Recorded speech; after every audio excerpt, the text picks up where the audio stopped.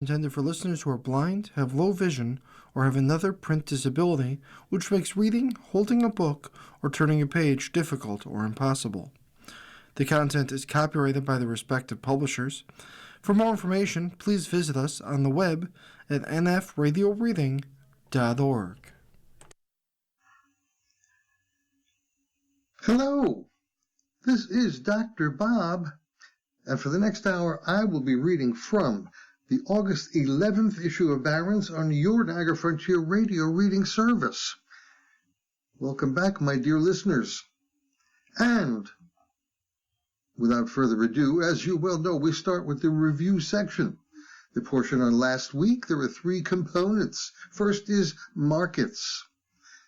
Tariffs were the focus of the week, but markets tuned out the noise. On Thursday, levies kicked in on dozens of countries after months of extensions. The U.S. hit India with an additional 25% as punishment for buying Russian oil.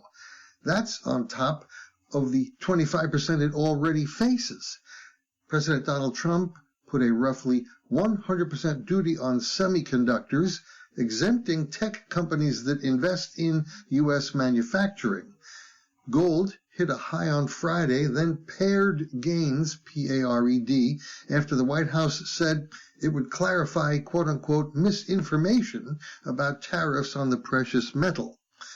Trump nominated economist Stephen Moran to fill a Federal Reserve Board vacancy. On the week, the NASDAQ Composite Index gained 3.9%, hitting a new high. The Dow Jones Industrial Average rose 1.35%, and the S&P 500 climbed up 2.4%. What a week! Next on companies. Apple, ticker AAPL, will invest $100 billion in the U.S., bringing the total to $600 billion over 4 years. Firefly Aerospace started trading Thursday at $70 a share, 56% above its offering price, but slumped 17% a day later. Trump called on Intel CEO Lip-Bu Tan to resign following questions over his ties to Chinese firms. OpenAI unveiled its newest AI model, GPT-5. Trump is considering a public offering for mortgage giants Fannie Mae and Freddie Mac as soon as this year. Finally, on deals, Tesla gave CEO Elon Musk a $23.7 billion stock award to stick around for at least 2 years. Walt Disney, ticker DIS, struck a deal with the National Football League for control of key media assets in exchange for a 10% stake in ESPN. Next, we'll jump right over to the Up and Down Wall Street column, an article on markets by Randall W. Forsythe, the title, Inflation is Rising, Growth is Slowing, Stocks are Bubbly. What could go wrong? Regardless of perceptions about its veracity as an inflation measure, the July Consumer Price Index will likely prove to be the key event for the week for the interest rate, currency, and equity markets. Indeed, Tuesday's CPI release will mark a quote-unquote moment of truth on tariffs, according to Piper Sandler economist Jake Ubina. Core goods prices are expected to show an uptick reflecting import fees, which could result in a 0.3% rise in overall core CPI, which excludes those extraneous food and energy costs, and a 0.2% rise in the headline number. On the latter score, Deutsche Bank economists estimate the overall CPI will be held down by a 2.4% seasonally adjusted decline in gas prices for the month. That's even though AAA found virtually no change for the nationwide price at the pump over the past month, with regular fuel staying within a penny of $3.15 a gallon. If Mark Twain came back to observe this, he might well opine on lies, damned lies, and seasonally adjusted statistics. Even with this fudge factor, the bank's economists figure the expected July monthly increases would lift the year-over-year rise to 2.8% for the headline CPI, and 3% for the core measure, increases of 0.1 percentage point for both. At Federal Reserve Chair Jerome Powell's July 30 press conference following the central bank's recent policy meeting, he emphasized those year-over-year changes to avoid any single month's impact. But those 12-month trends are moving in the wrong direction from the Fed's 2% inflation target. Prices are rising closer to a 3% annual pace, while the economy's growth trend is slowing, even apart from the first half's tariff-induced perturbations. The economy's growth trend is slowing to below 2%. That may be something like stagflation light, certainly less satisfying than a heartier brew of an economy growing faster than prices. Moreover, RBC Capital Markets economists Mike Reed and Carrie Freestone wrote in a client note that, quote, "We do not anticipate next week's CPI data will fully capture the impact of tariffs on consumer prices," unquote. No surprise, as a new series of levies took effect this past Thursday. Upward pressure from previous tariffs should emerge first in the Producer Price Index due Thursday, which they see rising 0.4% for the headline number and 0.5% for the core reading. Higher than forecast increases could lessen the Fed's leeway to cut its federal funds target at next month's policy meeting, they add. The CME FedWatch site put an 89.4% probability on a quarter-point reduction from the current range of 4.25% to 4.5% as of Friday, virtually unchanged from a week earlier following the weak July employment data. An above-consensus CPI report could also spark a sell-off in treasuries, according to James Riley, senior market economist at Capital Economics. That market struggled this past week following a series of weak auctions, which were, quote, "a reminder that huge public debt to GDP ratios are not going anywhere fast," he wrote in a client note. That was no deterrent to the stock market's continued advance, however, with the NASDAQ composite adding 3.87% to end the week at a record, while the S&P 500 added 2.43% for the week and ended Friday within a hair of its record-touched Monday. The Dow Jones Industrial Average tacked on 1.35%, but was still off 1.86% from its peak reached last December. Beyond those headline averages, the bubbly aspects of the market were hard to avoid. Initial public offerings are heating up, while valuations among technology darlings were off the charts, with Palantir Technologies, ticker PLTR, trading at 100 times revenue, a hat tip to Doug Cass of Seabreeze Partners. It's a quote-unquote twice-in-a-lifetime experience to Evercore ISI's strategy team led by Julian Emanuel, who was channeling talking heads while recalling the dot-com bubble at the end of last century. What's forgotten is that there were then 4 drawdowns of 10% or more before the final 117% surge from August 1999 to the March 2000 peak. A pullback of 7 to 15% is their call going into October, not atypical for that time of year. So they advise hedging some of the outperformance of artificial intelligence stocks by buying put options on the Invesco QQQ exchange-traded fund, ticker QQQ, or replacing stock holdings in winners such as Nvidia or Amazon.com with call options which provide limited loss potential while maintaining upside.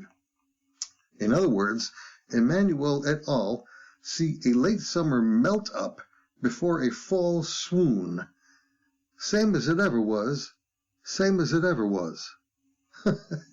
That's from a song by Talking Heads. Let's go now to the Trader column, an article on markets again. This is from Paul R. LaMonica. The title, Tariffs Be Damned, Stocks Flirt with a New Record High. Letter C is for complacency, and that seems good enough for the stock market. Stocks have roared back to near all-time highs, shrugging off concerns about President Donald Trump's tariffs and what appears to be a rapidly weakening labor market. The Dow Jones Industrial Average is up more than 1% so far this week through midday Friday, while the S&P 500 and NASDAQ Composite have gained 2.3% and 3.8% respectively. Sure, there are reasons for the rally. Corporate earnings continue to impress, with stocks like Shopify, ticker SHOP, and Arista Networks, ANET, soaring on big beats. Investors are also hoping that bad news on the job front is good news for the market because it should prompt the Federal Reserve to cut interest rates next month. Traders are now pricing in a nearly 90% probability of a quarter-point ease at the September 17 meeting. But is Wall Street too sanguine about the near-term outlook? The CBOE Volatility Index, or VIX, was on track to end the week trading around 16, a level that indicates the absence of fear in the stock market after closing the previous week above 20. It's a no-worries market, but that might be the right vibe. Frank McKiernan, managing partner and co-founder of Third View Private Wealth, thinks the S&P 500 can hit 6,900 by year's end, 8% higher than current levels. His argument? The combination of expected rate cuts from the Fed as well as lower taxes and deregulation from the Trump administration and Congress should boost profits next year. If the companies in the S&P 500 earn $300 a share in 2026, a 23 multiple would put the index at 6,900. Quote, it's rare to see multiple compression with earnings this strong, says McKiernan. The American exceptionalism trade is not over. There was a brief normalization period around Liberation Day, unquote. Solid results from Microsoft and Meta Platforms and Apple's recent plans to step up its investments in the U.S. have reignited the Magnificent Seven trade. The resurgence of the initial public offering market with strong debuts for Firefly Aerospace, Figma, and Circle Internet Group this summer is another sign of a renewed appetite for risk. Quote, the secular tailwinds for AI and tech are likely to continue, says Anthony Saglimbine, chief market strategist at Ameriprise Financial. Quote, there could be a risk that earnings growth does not broaden out, but tech is likely to provide ballast. I'd buy any 5% to 10% corrections in the market, unquote. The stock market will face its next test this coming week when July's inflation data and retail sales report are released. The pace of consumer price increases is expected to rise, in part due to tariffs. But Americans seem to keep spending nonetheless, as suggested by the SPDR Retail Exchange Traded Fund, which has risen 4.1% this past week. Quote, earnings have been tremendous, even with the downward job revisions on August 1st, says Jacob Manukian, U.S. Head of Investment Strategy at J.P. Morgan Private Bank. Quote, both things can be true. You don't have to overthink it. Stocks can continue to move higher, unquote. Yes, August and September tend to be stormier months for the market, but as long as U.S. corporations maintain a relatively upbeat outlook, investors should just hold on tight and wait for those late summer stock squalls to pass. Call it complacency if you want, but also call it the right thing to do. And what a lovely moment to have a station identification break. Well, okay, let's do it. You're listening to a reading of articles and features from the August 11th issue of Barron's on your Niagara Frontier radio reading service. Next, we jump to the Tech Trader column, an article on economy and policy by Adam Levine. The title, The Tech Tariffs Arrive. Why 100% levies had 0% impact. The long-awaited and feared tech tariffs finally arrived this past week. And in a clear sign of the times, the market rallied despite the cloud of uncertainty that did not clear. Standing in the Oval Office with Apple CEO Tim Cook on Wednesday afternoon, President Donald Trump announced what he says will be a new tariff of, quote, approximately 100% on chips and semiconductors, unquote. But, quote, if you're building in the United States or have committed to build, without question committed to build in the United States, there will be no charge. In other words, we're not going to be charging, unquote. Apple will be one of the recipients of this largesse, and the stock rallied 3.2% on Thursday. The Philadelphia Semiconductor Index, or SOX, was up 1.5% that day as investors tried to sort through what the president meant. But much remains uncertain. Quote, all we can do at this point is highlight some questions rather than provide answers. We hope we will get more concrete details soon, wrote Bernstein analyst Stacy Rasgon to clients on Thursday. Quote-unquote, chips and semiconductors is a phrase that has had an elastic definition since April. The SOX began the year down 28%, bottoming out on April 8th, the beginning of worldwide tariffs under the International Emergency Economic Powers Act, which is being challenged in court. The IEEPA tariffs have been modified twice by the administration, most recently on Thursday when tariffs ranging from 10% on imports from the United Kingdom to 41% for Syria went into effect. Goods that are already on the water will see the previous IEEPA tax of 10%. But in April, the White House exempted a range of tech goods, which the administration has referred to as quote-unquote semiconductors, but which also include finished goods like smartphones, PCs, and artificial intelligence servers. In all, it is $386 billion worth of 2024 imports, 12% of the U.S. total. Chips were only $45 billion of that. For tech investors, though, IEEPA has been just the opening act, with everyone waiting for the White House to make a decision about how to tariff these tech goods that were being investigated under a national security authority known as Section 232. The outcome of that investigation was expected next week, but Trump seemed to have let the results out early with the quote-unquote 100% announcement. The good news for Apple might be bad news for other tech companies because Apple's stated exclusion from the Section 232 levies suggests the White House isn't just talking about chips. All of Apple's imports into the U.S. are finished products, not semiconductors. Still, Apple is facing a 20% tax on all its devices imported from China, with no tariffs from products coming from India or Vietnam.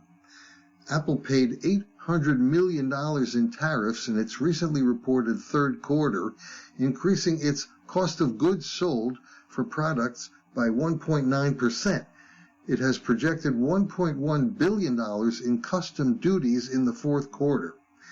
Going forward, a lot hinges on the definition of, quote, committed to build in the United States, unquote. Apple seems to have met this mark, but who else will earn Trump's favor, and how much will it cost them? Are fixed investments required, or will other kinds of spending also count? Apple is counting its purchases from a U.S. Corning factory, Corning with a ticker GLW, so domestic cost of goods sold seem to be part of the mix. From an onshoring perspective, all the exemptions could backfire once the math settles out. If Taiwan semiconductor manufacturing ticker 2330, if their products are exempted from the semiconductor tariffs because it has, quote-unquote, committed to build more chip-making capacity in Arizona, its U.S. customers like Apple, NVIDIA, ticker NVDA, and Advanced Micro Devices, AMD, may begin to wonder why they're paying for pricier products from Arizona factories. AMD CEO Lisa Su recently said that the company will pay 5 to 20% more for the Arizona chips versus the same work in Taiwan. Trump's quote-unquote committed to build phrasing may also indicate that companies' existing investments in the U.S. may not count toward whatever is necessary to pass muster with the president. As with all of this, we await guidance from the White House. For companies that don't meet Trump's requests, their experience will vary from country to country because of deals that have been struck with the European Union, South Korea, and perhaps Japan. The EU, via a Trump executive order, is set to face a 15% tariff on semiconductors. Meanwhile, Commerce Secretary Howard Lutnick tweeted that South Korea would see a semiconductor tariff no worse than any other country, which, as of now, would be the EU's 15%. Japan's top trade negotiator, Ryose Akazawa, said that Japan has a similar arrangement, but there is no confirmation from the U.S. side on that yet. The new uncertainty is underlined by exemptions surrounding the most important tech good in the world, AI servers. For now, those products are exempted from IEEPA tariffs, but not the new 100% Section 232 one. NVIDIA, the designer of most of the most important AI servers, is likely to receive a company exemption from Section 232. The problem for NVIDIA is that its servers are made by companies that may not be exempted from Section 232. So where does that leave the products from the world's most valuable company? I have no idea. And neither does Wall Street. Quote, "We make no changes to our estimates, ratings, or price targets at this time," wrote Bernstein's Razgan. Next, we return to the Up and Down Wall Street column and an article on economy and policy by Randall W. Forsythe. The title, "Does CPI reflect true inflation? Some on Wall Street have doubts."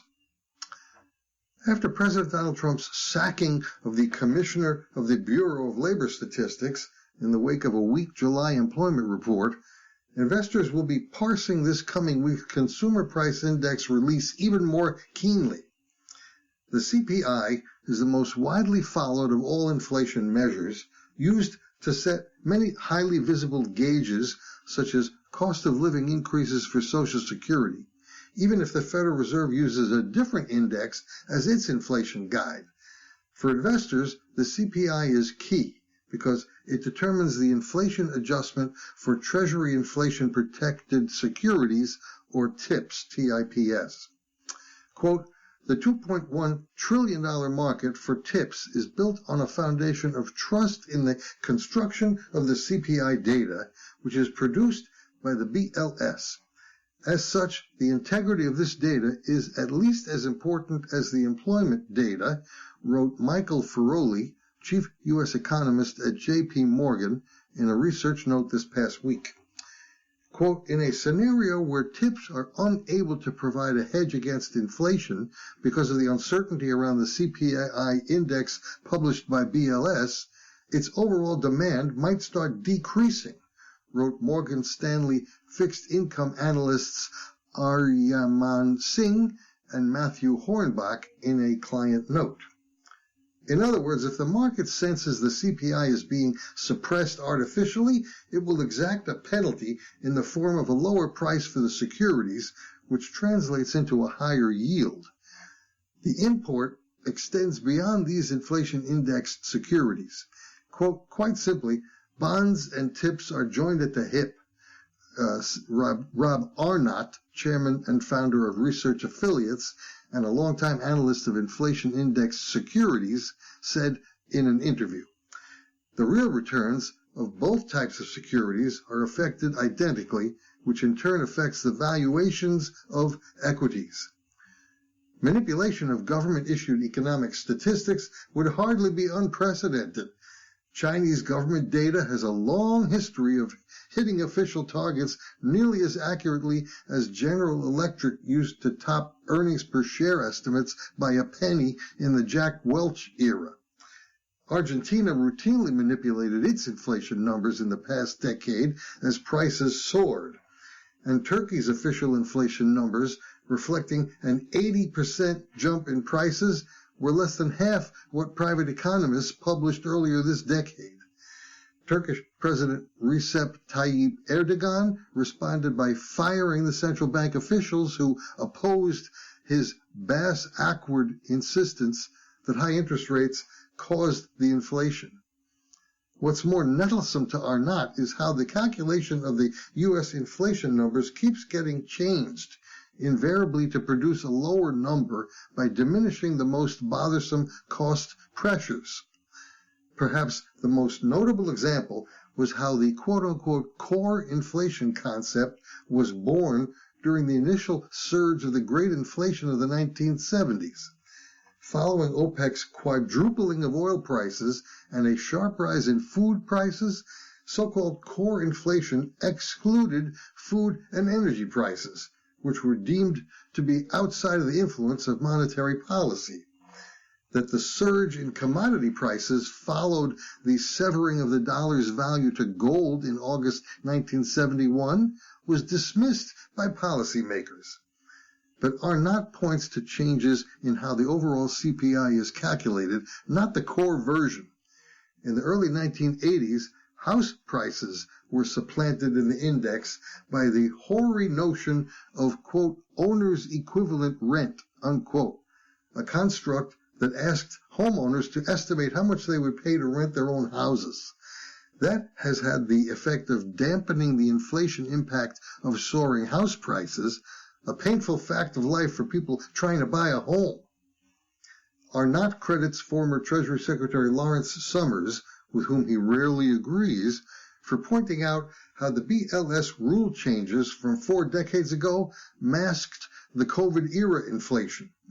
Under the current rules, the year-over-year CPI change hit 9.1% in 2022 as home buyers bid up prices with 3% mortgages. That was the highest since the 14.7% peak in the CPI. But, Arnott observes, under the old method, the CPI would have registered a 19.5% surge, even worse than the peak inflation of the early 1980s, which spurred the Fed under Paul Volcker to lift interest rates to 20%. Economists debate the true inflation impact of house prices. How much reflects the cost of living and how much is an asset price like stocks? Let's leave the question of asset inflation for another day. But the BLS's calculation that healthcare costs have declined over the past 5 years utterly beggars credulity, Arnott says. The agency comes to that conclusion from an estimation of insurers' profits.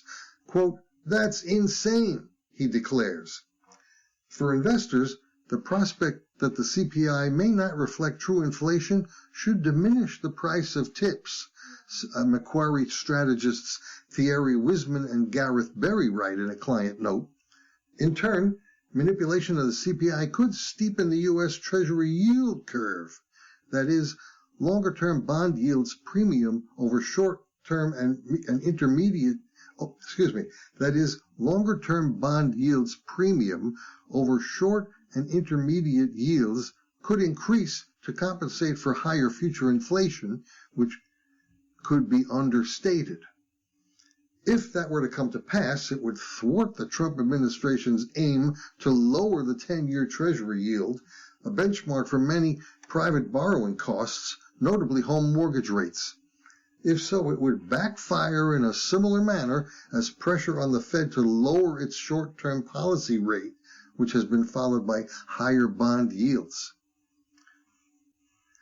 The suppression of reported inflation would mean inflation-indexed investments, such as TIPS, would underperform, the Macquarie strategists write. A better hedge would be gold, which should benefit if the CPI is manipulated. In that case, you would want real assets whose compensation doesn't rely on quote-unquote official inflation data, they conclude. Well, that was a mouthful, so let's take another station ID break and a deep breath. Whew. You're listening to a reading of articles and features from the August 11th issue of Barron's on your Niagara Frontier radio reading service. Alrighty, next we have an article from the Trader column on healthcare by Jacob Sonnenschein, hopefully something easier for us to wrap our heads around. The title, Healthcare Stocks Have Been Beaten Up, the Case for Buying Now. Healthcare stocks have been the sick man of the S&P 500 this year. They are ready for a revival. Sure, 2025 has been unpleasant.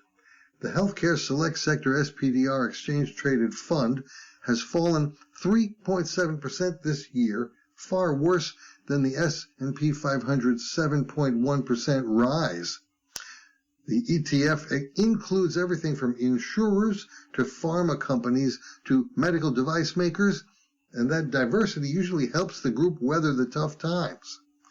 This year, though, every corner of the sector is feeling the pain. Health insurers like United Health Group, Cigna, and Humana have seen reimbursement costs skyrocket, causing their shares to tumble. Pharma stocks, too, have been under pressure due to the Trump administration's efforts to lower drug prices, Robert F. Kennedy Jr.'s remaking of the Food and Drug Administration, and the potential for tariffs to raise costs. Even Eli Lilly, the obesity drug maker no one could get enough of during 2023 and 2024, is down Thursday after disappointing data on its oral GLP-1 pill, adding to prior losses this year on concerns about competition. The good news? The healthcare ETF has stabilized. At Tuesday's close of $132.50, it has found support once again near $130, the level that has attracted buyers since the S&P 500's early April sell-off. What's more, the fund has remained in a long-term uptrend since early 2009, suggesting that the recent dip is one to buy. Even some beaten-down healthcare stocks are showing signs of life. Pfizer, for instance, jumped 4% on Tuesday after it beat analyst estimates on both the top and bottom lines. Merck, meanwhile, refuses to drop below $77 even after selling off following a sales miss. The news will have to be worse, perhaps much worse, for these stocks to have more downside. And darn, don't their valuations look attractive. The broader healthcare ETF is trading at just over 16 times expected aggregate earnings for the coming 12 months, 27% lower than the S&P 500's just over 22 times. That's a particularly steep discount, about double the average over the past decade. What's more, healthcare stocks are expected to grow their earnings at an 11% annual clip in the 2 years after 2025, according to FactSet. That's driven by strong growth from Lilly's fast-growing obesity business and medical device makers, including Boston Scientific, Stryker, Intuitive Surgical, and ResMed, or ResMed, it's spelled R-E-S-M-E-D. That's the name of the company. And those earnings are not a pipe dream, writes Trivariate Research's Adam Parker, who recommends the sector. Quote, healthcare's earnings estimate achievability is above average, he argues. The sector is far from healthy, but the risk to reward in healthcare stocks sure is. And that should be enough. Next, from the Income Investing column, an article on bonds by Amy Stone. The title, Rates Are Falling. It's time to rethink your bond strategy. The yield curve, a line graph showing the yields of bonds short to long term, got a lot steeper last Friday after a weak jobs report showed the economy is cooling. President Donald Trump's firing of the head of the Bureau of Labor Statistics, a surprise move that suggested trust in economic data could be easily upended, did not help matters. Quote, "We're now looking at slightly slower growth, higher inflation, and a weaker labor market," writes Roger Hallam, global head of rates at Vanguard. The benchmark 10-year Treasury yield dropped to 4.25% from 4.4% and has essentially stayed there. Hallam believes it could trade as low as 4% this year, when he had thought it would stay in a range as high as 4.75%. Quote, "When facts change, we change our minds," he says. The 2-year Treasury yield fell to 3.71% from 3.96% last Friday and has also remained near that low level. Federal Reserve Chair Jerome Powell will likely point to a September interest rate cut at the Jackson Hole Economic Conference later this month, says Michael Barron, chief investment strategist at State Street Investment Management. Short rates have priced in these moves, but would likely fall further if economic data continues to weaken and odds for a second rate cut this year increase, he says. With rates coming down as the yield curve steepens, extending maturities makes sense, but not too far, say strategists. Many recommend bonds maturing in 5 to 7 years. In treasuries, that's where you get most of the yield, but avoid the volatility of longer-term bonds. Quote, "Investors aren't really being compensated for lengthening duration too much," Barron says. His firm's SPDR portfolio intermediate term treasury exchange-traded fund yields 4%. Barron expects long rates to stay volatile due to increasing U.S. debt levels, shifts in global trade, and new questions about the sanctity of U.S. government economic data. These factors all increase the amount investors need to be compensated for the risk of buying long-term U.S. debt. For added yield without going long, Barron likes core bond funds that can diversify beyond traditional bonds. For example, this year State Street and private equity firm Apollo Global Management launched the SPDR SSGA IG Public and Private Credit ETF. Its private credit kicker, quote-unquote, adds yield and helps with interest rate risk since private loans are mostly floating rate. It yields 4.4%. Joanne Bianco, senior investment strategist at asset manager Bond Blocks, highlights her firm's Bond Blocks Private Credit CLO ETF. And Bond Blocks is spelled BONDBLOXX. It gives investors exposure to loans made to private companies, mainly by buying collateralized loan obligations, or CLOs, and yields in the 8% range. She also likes the Bond Blocks Triple Capital B rated 1 to 5 year corporate bond ETF, which invests in Triple Capital B rated corporate bonds, a lower investment grade rating. Quote, "You get an elevated yield in the 5% range, but much less volatility because it is so short term," she says. Municipal bonds are attractive for investors concerned about taxes, says Bill Mers, head of capital markets research and portfolio construction at U.S. Bank Asset Management Group. With munis, as opposed to treasuries, investors can go longer in maturity and lower in credit quality for extra yield. Quote, "It's a nice opportunity for highly taxed individuals to lock in compelling yield without significant risk," he says. Another option? Non-agency residential mortgage-backed securities, which offer more yield than treasuries without much more risk. For Vanguard's Hallam, the bottom line is that bonds offer attractive after-inflation returns, even if yields have fallen recently.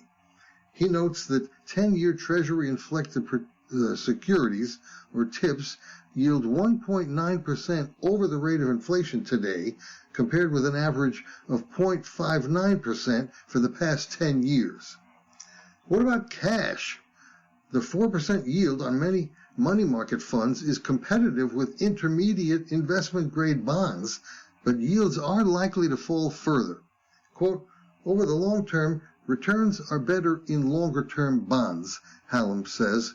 Quote, cash is not a good long-term strategic allocation, unquote.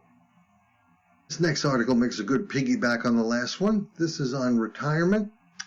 It's a feature article by Elizabeth O'Brien. The title, Cash's Heyday is Coming to an End. What to do next? Expectations for a September rate cut have soared, and retirees parked in cash may want to act now before they lose opportunities both in cash and the bond market.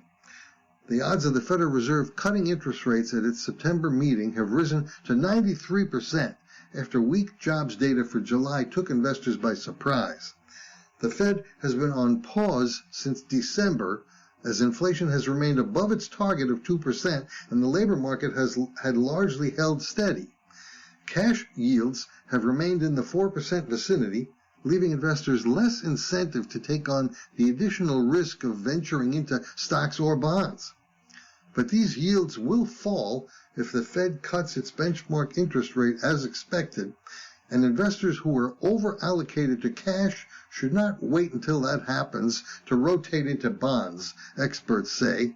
Quote, for anyone who's in cash right now, you probably want to make the move sooner rather than later if you think the Fed will cut, says Michael Landsberg, a certified financial planner at Homrich Berg Wealth Management in Atlanta. Don't exit completely, of course. Most advisors recommend that retirees maintain a cash allocation of at least a year's worth of living expenses to cushion immediate needs from market gyrations. That should be in a liquid account, while intermediate term expenses could go into a certificate of deposit. The top yields on 2-year CDs are still above 4%, and if you've been considering a purchase, now's the time to lock in those rates, says Greg McBride, Chief Financial Analyst at Bankrate. While yields on cash products generally track Fed movements, the central bank more directly influences short-term Treasury bills and other bonds on the short end of the curve. Long-term bond yields hinge more on prospects for inflation and economic growth. Yields move inversely to prices, and when yields fall, existing bondholders will see a boost in the prices of their holdings. Those who cling to cash will face a higher cost of entry into bonds after that happens. To be sure, yields have already moved in anticipation of Fed action. Yields on the 10-year T-bill dropped 0.14 percentage point to 4.2% on August 1st following the jobs report. But there's room for more declines, bond pros say, with the market pricing in the likelihood of at least 2 cuts before year end. The short end of the yield curve will likely see a steeper decline than the longer end. Many pros see the best opportunities in intermediate durations of between 3 and 5 years. The iShares Core U.S. Aggregate Bond Exchange Traded Fund offers easy exposure to U.S. investment-grade debt with a current effective duration of 5.8 years and a yield of 4.4%. The iShares Flexible Income Active ETF offers farther-ranging exposure to global and high-yield bonds with an effective duration of 3.6 years and a yield of 5.2%. Corbin Grillo, Director of Investment Strategy at Linscomb Wealth in Houston, takes a core and satellite approach to fixed income portfolios. One core holding is the Baird Aggregate Bond Fund, which he pairs with the multi-sector PIMCO Income Fund. Linscomb Wealth's clients currently have a classic portfolio split of 60% stocks, 40% bonds at retirement. While the memory of bonds' 13% plunge in 2022 remains fresh for many investors, conditions were very different then. This year has been a solid year for fixed income so far, with the Bloomberg Aggregate Index returning 4.8%. Bonds held their own during the quote-unquote Liberation Day stock plunge in April, Grillo says, noting that today fixed income is, quote, at least a lot closer to serving as ballast in portfolios. Let's take our last station ID at this point. All right, let's do it. You're listening to a reading of articles and features from the August 11th issue of Barron's on your Niagara Frontier Radio reading service. Next, from the Striking Price column, an article on options by Stephen M. Sears, who was guaranteed to give us a challenging brain workout. The title, The Market Will Panic Again.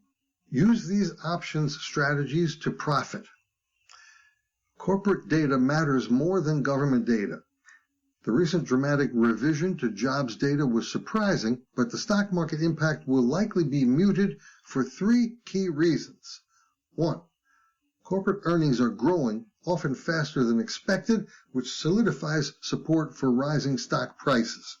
If major corporations are growing and that trend continues, weak economic reports are likely bullish. 2. Weak jobs data resurrected hopes for lower interest rates. The Federal Reserve's next interest rate setting meeting concludes on September 17. Fed Chair Jerome Powell is on the defensive. Two of his colleagues favor lower rates, a third unexpectedly quit, and President Donald Trump is criticizing Powell's hawkishness. 3. Markets are complicated, but investors are ultimately simple. They value making money above all else. The president uses that to his advantage, and that fact, when combined with points 1 and 2, argues for continued positioning for higher stock prices. If there were significant fear that stocks were in danger of a material decline, option trading patterns would not be balanced between greed and fear. The S&P 500 index remains near historic highs. The CBOE Volatility Index, or VIX, a broad measure of investor sentiment, is hopping around its long-term average of 19, perhaps because many investors believe the president is using his powers to enhance America's economy and, by extension, the stock market. The challenge thus remains navigating a confused environment. When in doubt, revisit points 1, 2, and 3. If you agree with the bullish thesis, two strategies merit consideration. Put option sales and call option spreads. Anyone with the luxury of time should treat market declines as buying opportunities. Keep a list of stocks you want to buy or own more of. It is almost painful to repeat that old advice, but last week's plunge after the jobs report shows how easily investors are pushed off course. When the market mob panics, as it did in reaction to the bad jobs data, and as it will do again and again, take advantage of stock price weakness and elevated put prices. Sell puts to buy stock at lower prices, providing you can warehouse the shares for a minimum of 3 to 5 years and ideally longer. If the stock keeps rising, investors keep the put premium. In other words, put sellers get the options market to pay them to do what they would have done anyway. Despite the simplicity, not everyone likes selling puts when stock prices are elevated, while others don't like keeping large amounts of cash to buy stock. Call spreads, buying one call and selling another with a higher strike price and the same expiration, mitigate those risks, while positioning investors to benefit from stock gains. The strategy can produce returns of 100% if everything works as planned. Consider the Invesco QQQ Trust Exchange Traded Fund, ticker QQQ, which tracks the NASDAQ 100 index. With the ETF at $560.27, the November $565 call could be bought for $24, and the November $590 call could be sold for $11.52. During the past 52 weeks, QQQ has ranged from $402.39 to $574.63. If the ETF is at $590 at expiration, the spread is worth a maximum profit of $12.52. If you want to get fancier, also sell the QQQ November $555 put for $18.65. The QQQ trade expresses faith in the artificial intelligence theme, the leadership of major technology stocks, and the broad market's long-term trend. Of course, stocks never advance in a straight line. There will be volatility, but the passage of market time reveals a Nietzschean truth. That which doesn't kill stocks makes them stronger. Next, we jump to the economy column, an article on AI by Megan Leonhardt. The title is AI is not to blame if your college grad can't find a job. Look to this trend instead. The idea that artificial intelligence is stealing jobs from recent college graduates embarking on their first job search might seem like a plausible dystopian narrative, but the reality is not quite that alarming. Instead, a bigger factor for higher unemployment among recent college graduates is a skills mismatch, says Carrie Freestone, an economist at RBC. The more popular areas of study among college graduates are not what employers are looking for, and they're not filling the gaps left by retiring Americans. The evidence for AI being responsible for the weaker college grad labor market in recent years is quote-unquote thin, writes Will Rederma, an employment policy analyst at the Niskanen Center, a think tank. Quote, it's possible that this will change in the future, but for now, it's more likely that longer-term structural changes to the labor market and broader labor dynamics are the relevant causal factors, unquote. The unemployment rate among recent college grads was 4.8% as of the end of June, according to the Federal Reserve Bank of New York. That's higher than the overall unemployment rate of 4.2%, but a notable decline from the 5.8% rate hit during the first quarter.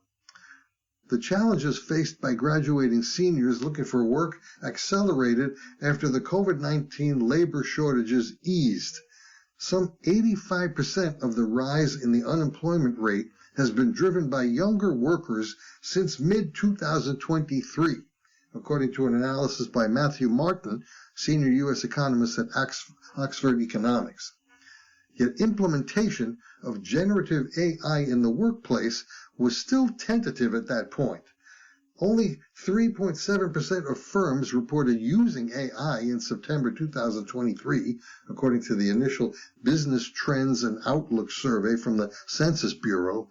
ChatGPT only hit the public in November 2022.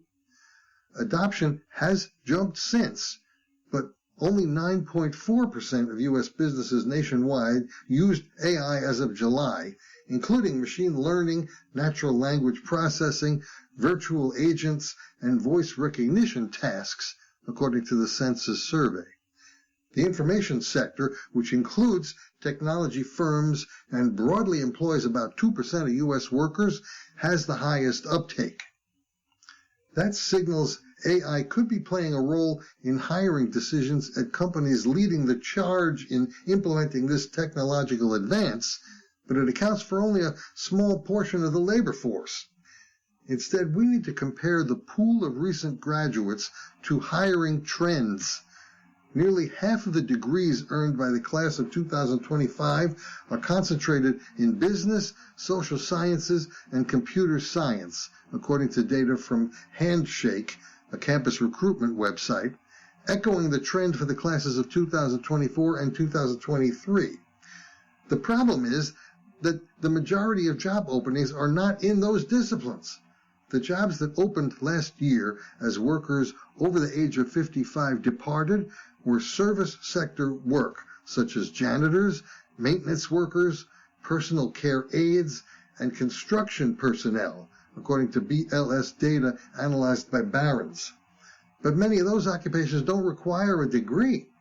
Instead, compared with a year ago, job listings were down in June in 4 out of 5 of the top industries that hire new graduates, including information technology, engineering and construction, healthcare, and financial services, according to Revelio Labs data. In the final sector, education, job ads were up 12.8%. More broadly, employers have responded to economic uncertainty this year by halting hiring and cutting costs. Even bringing on entry-level candidates is expensive these days. The projected average salary for the class of 2025 is $68,680, according to the National Association of Colleges and Employers. Adjusted for inflation, that's up about 3.5% from 2021. So, is it any real surprise that there were over 35% fewer entry-level job openings in June compared with January 2023? That's equal to more than 100,000 fewer new monthly job postings, Revelio found. Secular headwinds and the speed of AI adoption suggest that this trend could get worse before it gets better. Get ready for weaker summer employment reports. Finally, a quick little article on companies by Andy Serwer. The title, Spending for Executive Protection is on the Rise. Big companies are paying up to keep their executives safe. Even before the horrific Park Avenue shootings in New York on April 28, security expenditures for C-suite executives of the 500 largest U.S. public companies were rising sharply, according to a new study by research firm Equilar. The study found that 34% of executives at these companies received security perks in 2024, up from 23% of them in 2020. The median security spend for executives climbed to $106,500 in 2024 from $48,500 in 2020. The report notes that tech and communication services companies saw the biggest jump in security spending. NVIDIA increased its security spend to $2.2 million last year from $656,000 in 2023. ServiceNow increased its expenditure to $2.1 million in 2024 from $67,000 in 2023. But other industries are also at risk. Paul Donahue, president of Global Security Services at Constellus, notes in the Equilar report that, quote, industries and brands that are deeply embedded in the daily lives of citizens are more likely to be focal points for security concerns and public scrutiny, unquote. That includes sectors like healthcare, oil and gas, electric utilities, the automotive industry, and food suppliers. In the New York attack, a shooter killed 2 security personnel and 2 executives. Quote, for at least the next 18 to 24 months, a certain level of security paranoia is warranted, says Donahue.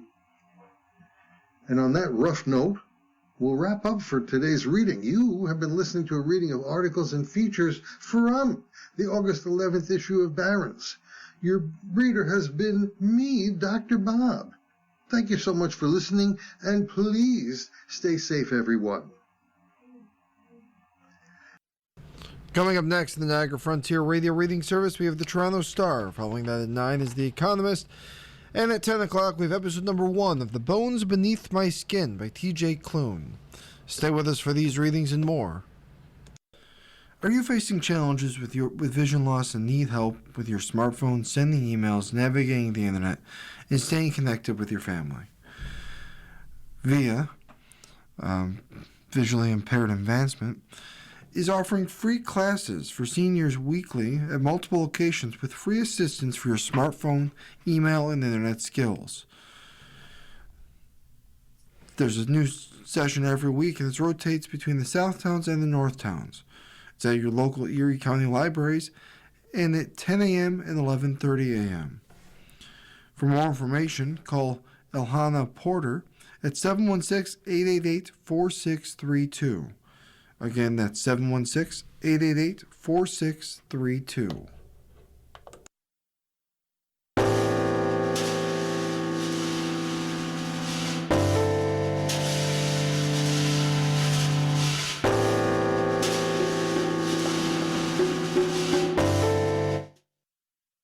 The following program is intended for listeners who are blind, have low vision,